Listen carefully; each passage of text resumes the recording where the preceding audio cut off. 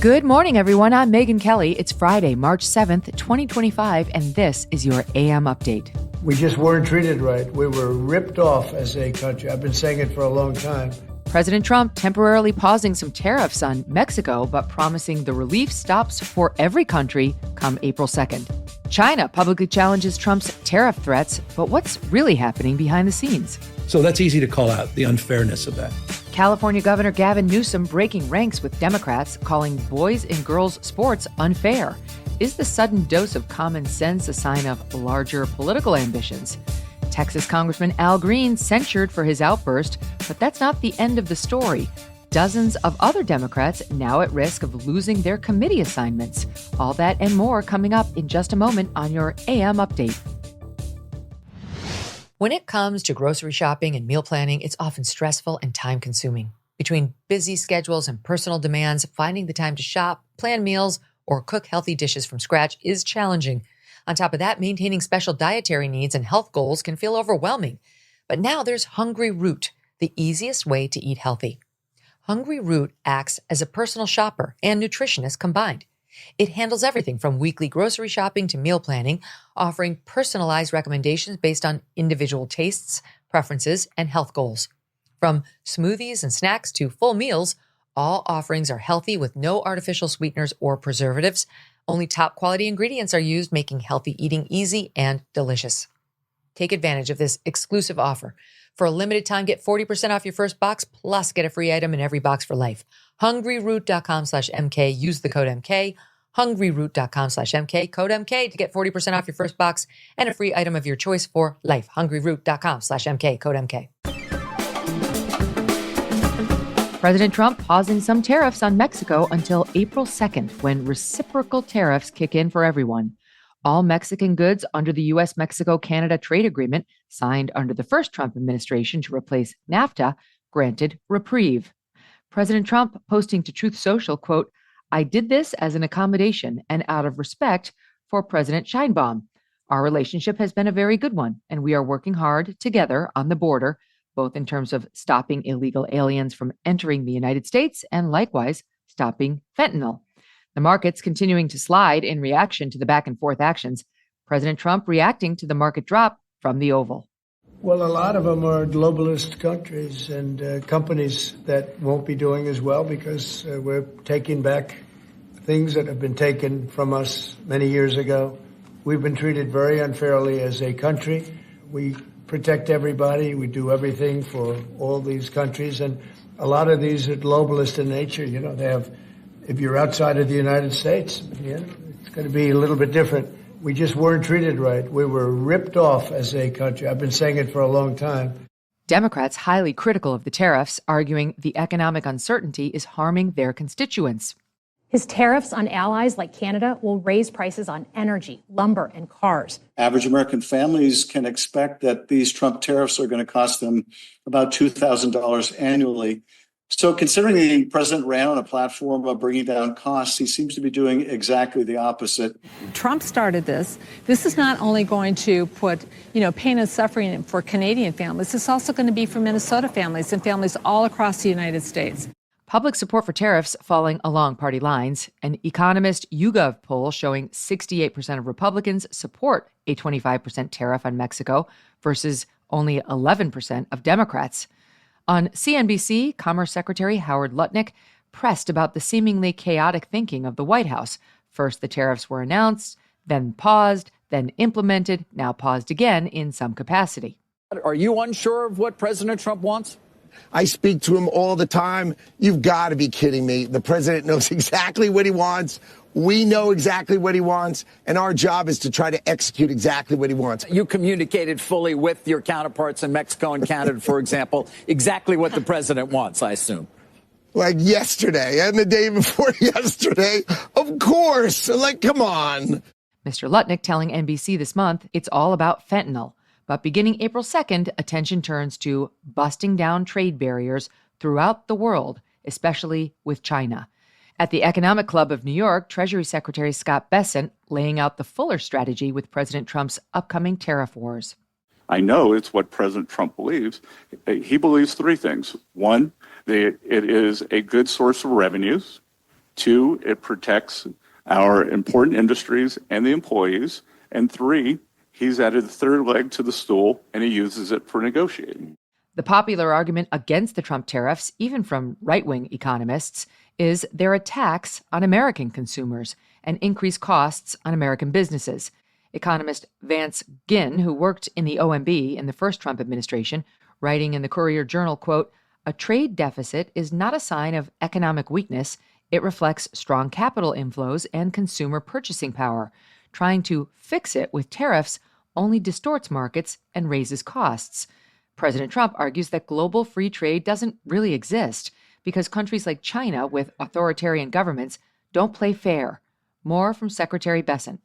We can accumulate all of the strategic mineral deposits that we need, but China still processes 85% of the processing. Right. And every time a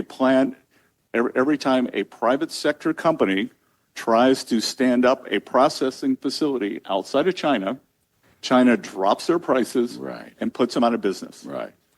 There are several in the United States that are just sitting idle because the Chinese saw what was happening and dropped it, and that's unacceptable. The U.S. is the largest importer in the world, purchasing $4.1 trillion worth of goods and services last year from everywhere else.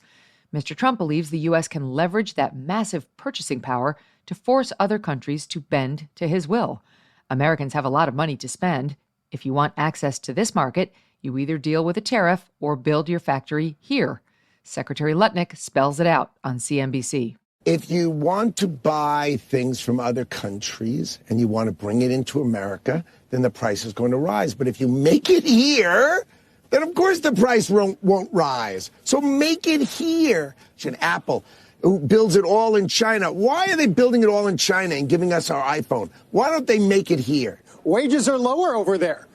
And now there are robots who can do it. You're going to see robotic production of iPhones and the jobs that are going to be created. These are great, high-paying jobs, and you don't need a college education to do it. This is the recreation of tradecraft in the United States of America, and Donald Trump is on it. He's bringing it back. Publicly, the Chinese are responding to tariff threats with bravado. A Chinese foreign ministry spokesman saying late Tuesday, if war is what the U.S. wants, be it a tariff war, a trade war, or any other type of war, we're ready to fight to the end. The Wall Street Journal reporting behind the scenes, China's worried they can't win a trade war. The Journal writing, quote, "The vision haunting Xi is one where China finds itself cut off by trade restrictions and sanctions, suffering Soviet-style isolation with fewer outlets for its goods and limited access to crucial technologies. China's economy depends on U.S. demand. Last year, the U.S. imported $439 billion worth of goods from China, one of their top sources of revenue. Losing that access would not just hurt, it could destabilize China's economic foundation, and that's what President Trump is gambling on." Coming up, California Governor Gavin Newsom bucks his party and actually agrees that biological males playing against girls in sports is unfair. What? What's behind this sudden dose of common sense? And the censure of Texas Congressman Al Green may only be the start of the fallout resulting from his outburst at President Trump's joint address. You might have heard about the new brand called XXXY Athletics. They're the only athletic brand that is standing up for women's sports. It was founded by former elite gymnast and longtime Levi's executive Jennifer Say. Jennifer was the first gymnast to speak out about the abuse in women's gymnastics. And then she pushed back on lockdowns and closed schools during COVID. And for that, she was canceled by corporate America. So she started her own brand, XXXY Athletics. And this is the only athletic brand that actually knows men cannot become women. Amazing. And the fight is not over, folks. The brand's not a gimmick.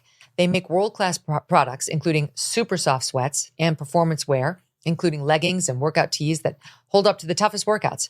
Go to thetruthfits.com to check it out. Use the code MK20, and that'll get you 20% off. Thetruthfits.com and the code MK20. Support brands that align with your values. Thetruthfits.com, code MK20. California Governor Gavin Newsom breaking ranks with fellow Democrats on the debate over transgender participation in sports. The governor, joined by conservative Turning Point USA founder Charlie Kirk in the first episode of his new podcast, weighing in on the issue. Would you do something like that? Would you say no men in female sports? Well, I think it's an issue of fairness. I completely agree with you on that. So that's easy to call out, the unfairness of that. The governor's policies when it comes to so-called trans children have been downright radical.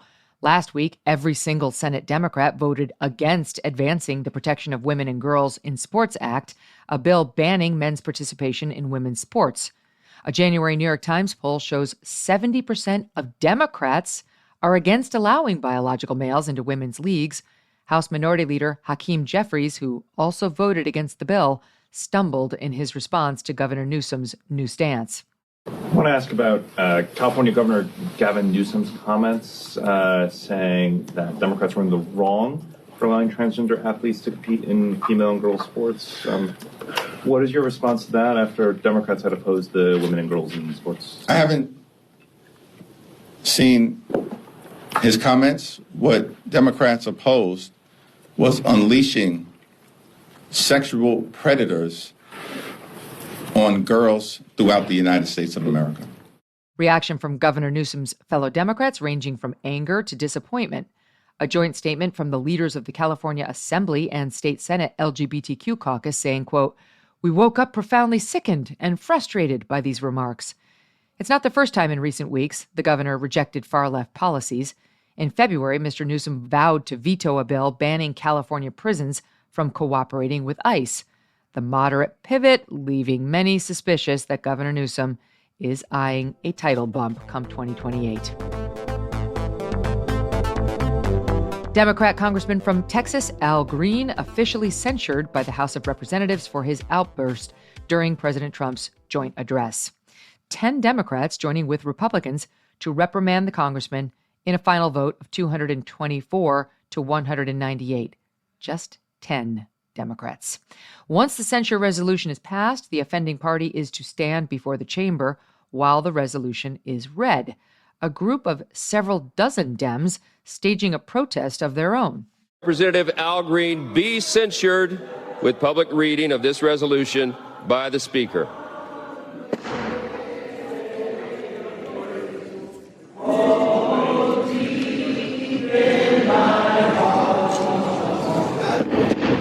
The House had come to order. The House had come to order. That cacophony drowning out Speaker Johnson, an attempt at singing the civil rights anthem, "We Shall Overcome." Congressman Green standing front and center, waving his cane like a conductor. Speaker Johnson banging the gavel multiple times, eventually forced to call a recess. In response, Republican Congressman from Tennessee, Andy Ogles, filing a resolution to remove participating Democrats from their committee assignments. Mr. Ogles posting on X, quote, "If you want to act like a child in the halls of Congress, you will be treated like a child." The House Freedom Caucus filing a similar resolution against Congressman Green, seeking to oust him from his committee assignments as well. A vote on that is expected next week. The Speaker has not yet commented.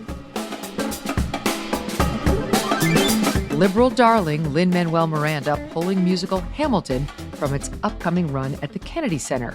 The move comes in response to President Trump's dismissal of the entire board and his naming of staunch ally Rick Grinnell as its interim executive director. Mr. Grinnell, tasked with ensuring the Kennedy Center promotes values aligning with the America First vision. Mr. Miranda, along with lead producer Jeffrey Seller, telling the New York Times the show must not go on. Mr. Seller stating, quote, "It became untenable for us to participate in an organization that had become so deeply politicized." The Kennedy Center opening in 1971 to serve as the National Cultural Center of the U.S. In 2024, there were at least 3 drag events hosted in the space. In 2019, the center named Mark Bamuthi Joseph Vice President and Artistic Director of Social Impact.